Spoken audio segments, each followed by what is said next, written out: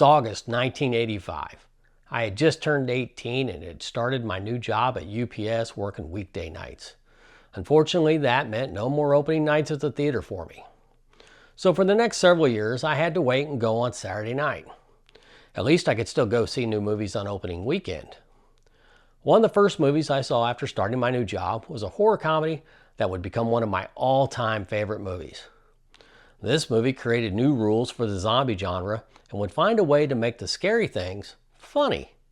We'll take a look back at this punk rock horror comedy and what it was like to see it in the theater on the night after opening night on the next Back to the Feature.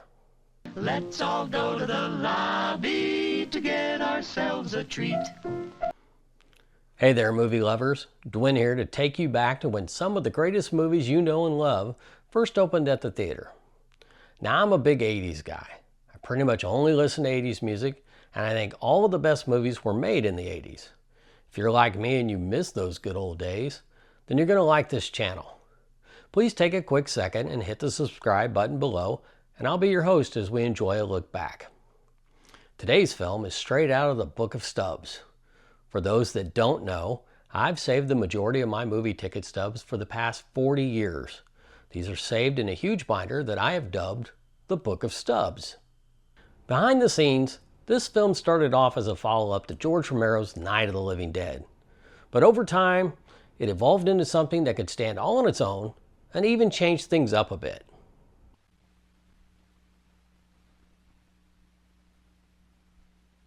They only come out at night. They're mean, rude, and dead. Not them. Them. There's 100 of those things out there. How many did you say? 100? The dead are refusing to remain buried. What are we gonna do? What are we gonna do? We're gonna call the boss. They've come back to life. They're hungry. And they're not vegetarians. The graveyard out there's full of people coming out of the ground. We have a little problem. What the hell is going on there? Rabid weasels. What? More brains. Do you want a party? It's party time! We got a party! It's party time! Do you want a party? They're back from the grave and ready to party. It's party time! The return of the living dead. There's no way I was not going to see this movie after that trailer. Based on the trailer alone, I could tell that Return of the Living Dead just looked like a lot of fun. And the trailer not only got me to see this movie in the theater, it got me to go see it in the theater twice. That's right, 2 weekends in a row. And I've got the stubs to prove it. Check this out. Opening weekend, and then the following weekend. Watching it that first Saturday wasn't quite enough for me. I had to go see it again, but because of work I had to wait a whole week before I could go back. It was worth the wait because I still had a great time even though I'd already seen it. Now, where do I start? Let's start at the beginning, where James Karen plays Frank, the supervisor at the Uneeda Medical Supply Warehouse in Louisville, Kentucky. Frank has been charged with teaching a new young employee named Freddy the ropes and inner workings of all things medical supply. Now, in what would normally be a very boring opening sequence, Frank's tour and introduction to the warehouse is actually pretty funny. There are skeletons with perfect teeth, cadaver split dogs, and a fully intact human cadaver hanging in the freezer. Frank enjoys dazzling Freddy with these medical marvels, and then he saved the best for last. He takes Freddy down to the basement to show him some military drums that were accidentally delivered there 14 years ago. The only thing about these drums is that they are filled with the bodies of victims from a chemical spill. In a bit of serious foreshadowing, he even name drops Night of the Living Dead to explain the effect the chemical had on the people. And you can pretty much guess what happens next. Frank is showing off and bangs on the side of the drum, causing the gas inside to leak out. Both men are knocked out, and that's where the story really takes off. Now, as the opening title and credits roll, we get to see exactly what happens when you mess with something you shouldn't be messing with. We see the corpse inside the drum start to melt, and then we follow the gas as it's sucked up into the ventilation and distributed to the rest of the building. For starters, it goes straight into the freezer where the cadaver dude is hanging out. And while Frank and Freddy are taking a little gas nap, we are introduced to Freddy's motley crew of friends that are waiting for him to get off work. These friends are led by his pretty normal, but very preppy girlfriend Tina. The rest of his friends have names like Spider, Trash, Scuzz, and Suicide. And these are not names you're going to find on any baby name websites. As luck would have it, there just happens to be a creepy cemetery right across the street where they can hang out and party while they wait. You know, just like we all used to do back in the day. As night begins to fall, the guys come to finally, and they're looking a little worse for wear. By the time they get back upstairs, they quickly realize there's something strange going on. Most of the recently showcased medical marvels have now come back to life.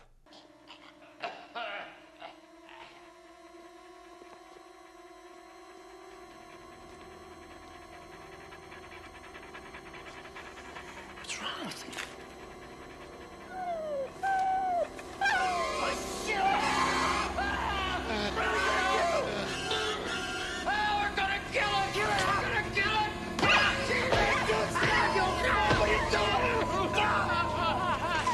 From this point forward, James Karen steals the show with every scene he's in. He just takes it to a whole new level. And Frank and Freddy are obviously freaked out and decide to call their boss Bert. Bert is not at all happy with Frank for even going near the drums. It doesn't take long for him to come up with a master plan though. Get rid of all the evidence and keep their mouths shut. He doesn't want to get sued by the chemical company or investigated by the government. The first piece of evidence they have to deal with is the angry cadaver dude that's locked in the freezer. Their plan is simple. Freddy unlocks the door, and then Frank brains cadaver dude in the head with a pickaxe. Get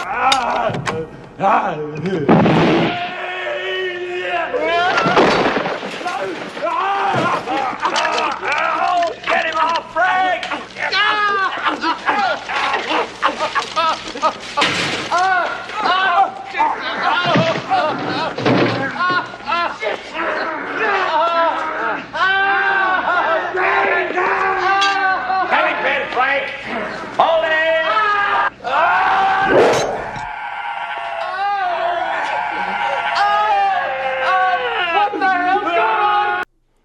I laughed my ass off during this scene.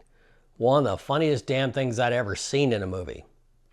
Now, while all hell is breaking loose at the warehouse, the party is just getting started over at the old cemetery. They've got music blaring, and then Trash decides she wants to jump up on top of a tomb and start dancing naked. Well, that's right, gratuitous nudity. While the party is just getting started in the cemetery, the guys learn that a pickaxe to the brain does absolutely nothing. So Bert decides to chop up Cadaver Dude into smaller pieces in order to take the parts in trash bags to his friend Ernie, who runs the mortuary next door. His plan is to get Ernie to destroy the parts in his crematorium. Seems like a pretty solid plan, doesn't it? Well, while the guys put their plan into action, Tina decides to leave the party to go see what's taking Freddy so long to get off work. The warehouse is empty when she gets there, so she starts to go downstairs to the basement to look for him. It is beyond obvious that he's not down there, but that doesn't stop her from being nosy and walking right up to the drum that spilled the gas. However, as Tina approaches, we see that the glass is broken on the top of the drum and the body inside is gone. And this is where we meet Tarman for the first time. Who's there?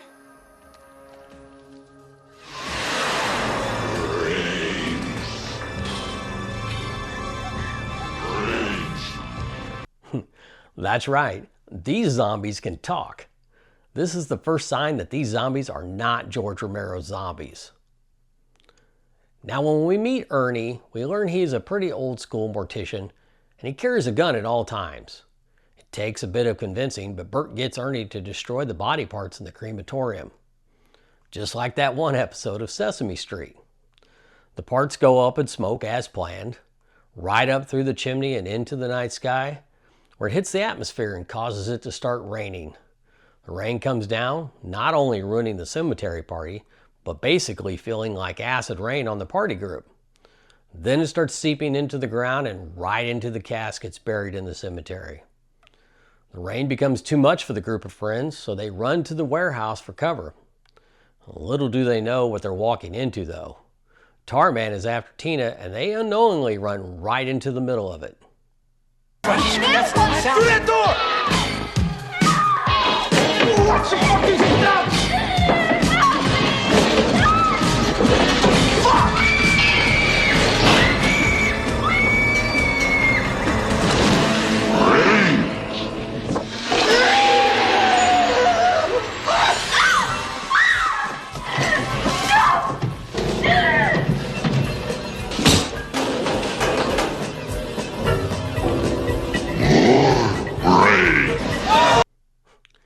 Poor Suicide was killed by Tarman.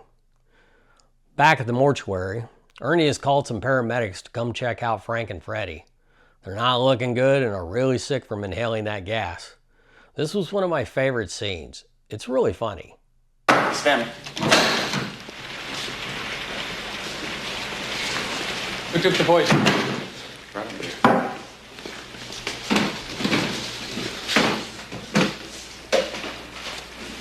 Stick your tongue out for me.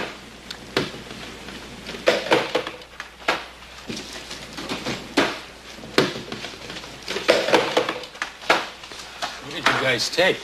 It was some kind of industrial chemical, I think. Something in a tank. What tank? Where? Well, we're not sure, really. Well, can you find out? I mean, your friends' lives may depend on it. Yeah, well, I can make some phone calls, but I can't do that before morning. Sorry. Let's take some vital signs.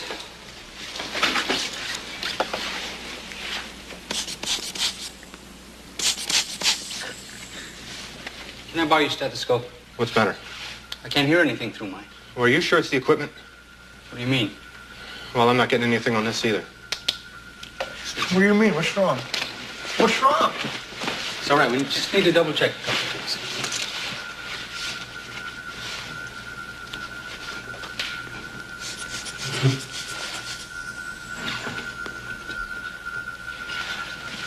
No blood pressure. No pulse.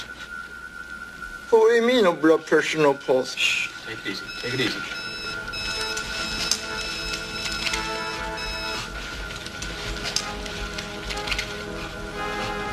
What do you have? 70. 70 what? 70 degrees. Well, what's that? Room temperature. The gang locks Tarman in the basement and decide to go over to the mortuary. But of course, as luck would have it, they have to go through the cemetery to get there. At this point, that cemetery is already flooding. They take quick shelter on the overhang of a mausoleum. But then... What the fuck was that?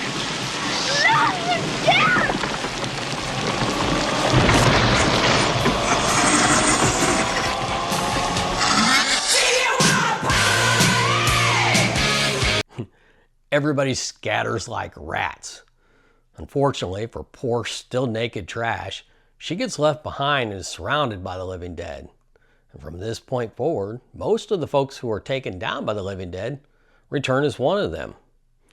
Poor Trash. She spends the rest of the movie as a naked zombie.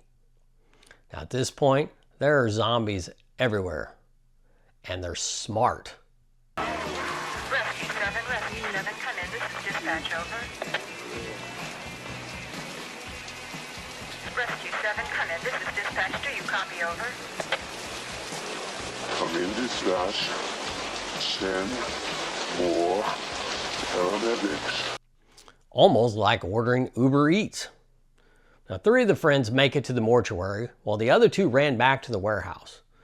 Ernie goes out to get his car only to find out that the paramedics have already been killed, and then he's forced to retreat back inside.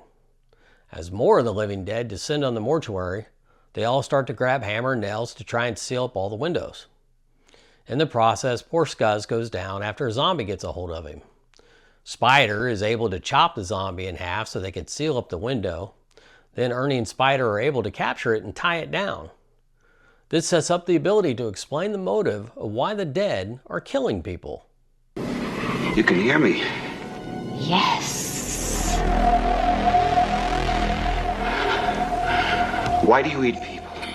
Not people. Brains. Brains only. Yes. Why? The pain. What about the pain? The pain of being dead.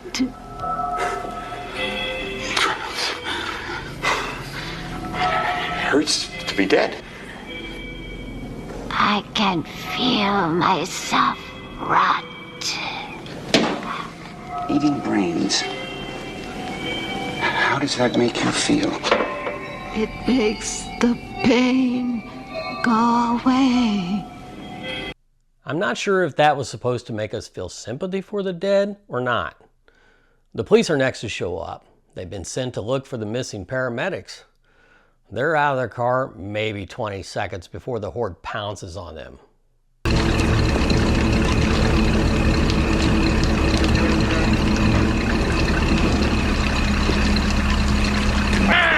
Crazy, I'll blow your fucking brains out!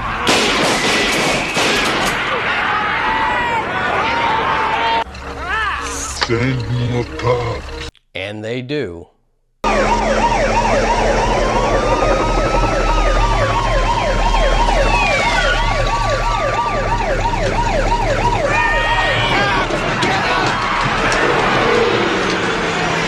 Freddy and Frank get locked in the chapel room to keep them from hurting anyone should they start, acting funny. Poor naive Tina decides she wants to stay with Freddy. Stupid girl. Both men finally succumb to their slow dying, and Freddy attacks Tina. Big shocker. Her screams bring all the boys to the chapel, though, and while our remaining heroes are keeping Freddy from getting to Tina, Frank slips past them and gets out. Ernie was smart enough to bring a jar of sulfuric acid and tosses it right in Freddy's face. This buys them enough time to get Freddy locked back in, and Ernie injures his ankle in the process. With no other choice, Bert and Spider make a run for the cop car since it's still running, while Ernie stays behind with Tina. Bert and Spider don't get very far though. They're surrounded on the road so they can barely make it safely back to the warehouse. Ernie and Tina are forced to hide in an attic space at the mortuary to hide from Freddy, who's now blind from the acid. Then we get this great final scene for Frank.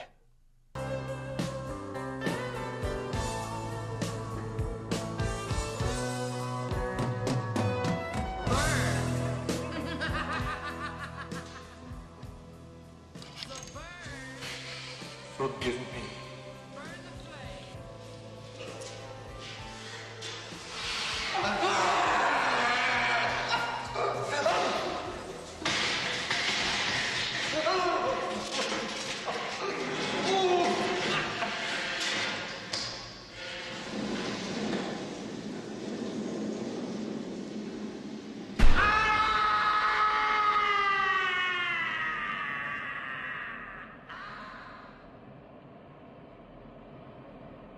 Frank goes out like a boss. Now by this time, Bert has become a total badass. He's not afraid of anything.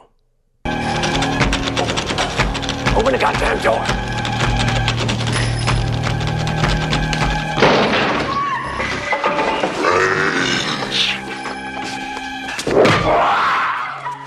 Did I not tell you this movie is a lot of fun? Remember Trash? She finally makes her triumphant return as the living dead.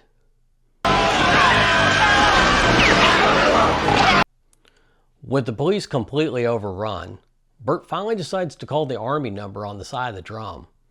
And it turns out he didn't have to worry after all about getting sued or investigated. The army had been expecting his call. What are they doing, man? Hang on a second, would you? Yeah. Oh, it's weird. These people seem to say they've been waiting for this to happen. Apparently they got some sort of contingency plan to deal with it, huh? Well, that's great. What is this plan?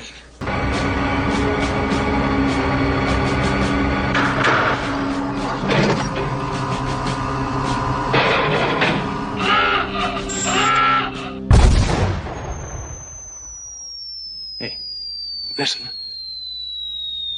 You hear anything?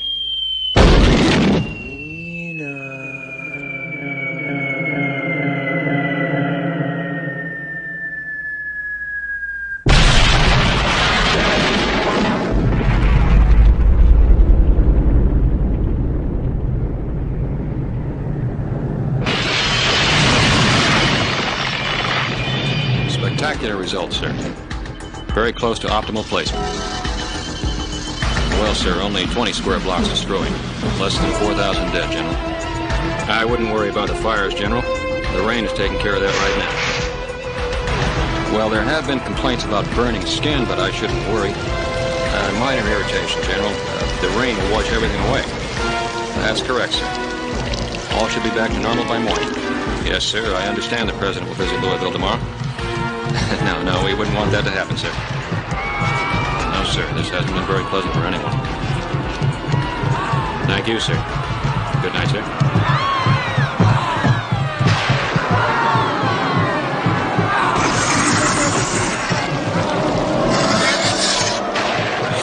That's right. Total downer ending. Everyone in the movie died. Hell, the living dead in the movie died twice. I love the irony of the government plan to bomb the area. No one had connected the burning of the living dead as the cause of the rain, and that the rain caused the dead to rise. So basically the ending is that the whole problem is going to start all over, but this time on a much larger scale.